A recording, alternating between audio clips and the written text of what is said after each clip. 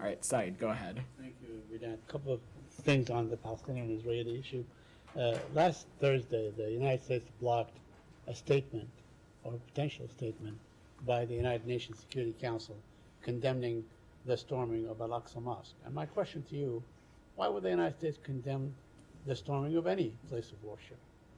Said, we have always said that as it relates to the holy sites in Jerusalem, that we believe that it's important of upholding the historic status quo in practice. We also have long said that we believe that people should be able to practice their religion and faith without any hindrance. But we've also previously said, Said, and you're not hearing me say anything new, that discussing these issues and litigating these issues through the UN is not productive. It further incites tensions and takes us away from a two-state solution and takes us away from what we believe is important, which is maintaining the status quo.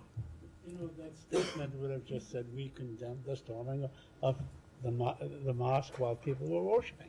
I'm sure that the United States of America and many other countries would have probably done the same thing if, let's say, the Chinese attacked the mosque where the Uyghurs are worshiping. Said, I'm not going to get into hypotheticals, but we have spoken clearly and firmly about any concern of changing the status quo as it relates to the historic holy sites in Jerusalem, and we have continued to call for constraint, coordination, and calm as well. Let me ask you, today there was a march by thousands of settlers into Evitar, protected by the Israeli army, who attacked the press with tear gas. They attacked Palestinians that were protesting and so on. And this seems to be happening day in and day out. And by the way, the Palestinian children going to school had to take the hills, the rocky hills, so they can go to their school. They couldn't walk where the settlers were walking. So I want you to tell me, what is your position on this particular incident, if you're aware of it? Said, we have made our views clear, and that is that it is critical. On this march, that is being protected by the Israeli army, and all the trimmings. It is critical for Israel and the Palestinian Authority to refrain from unilateral steps that incite tensions, that undercut efforts to advance a negotiated two-state solution. And that, of course, includes annexation of territory, evictions, demolitions, violence against civilians, violence against journalists, incitement to violence, and things of that nature. Said, we've spoken about this before.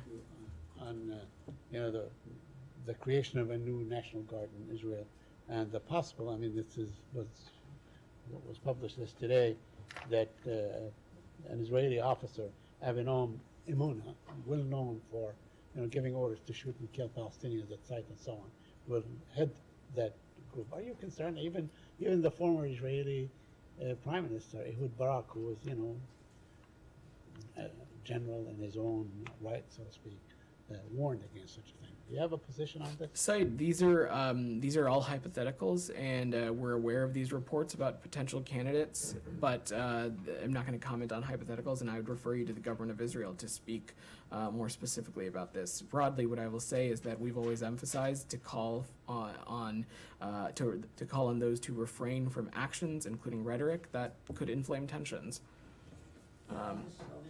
Go ahead. Yeah, you just said going to the United Nations is unproductive.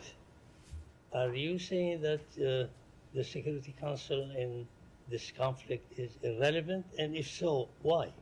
I'm not saying it is irrelevant. What I'm saying is that this is an issue and a topic that needs to be decided and determined and discussed between the Israelis and the Palestinian Authority. And that is exactly why almost every day questions as it relates to this region that have come up, I and others from this department have spoken firmly about our viewpoint being the desire for a negotiated two-state solution, and that being the mechanism.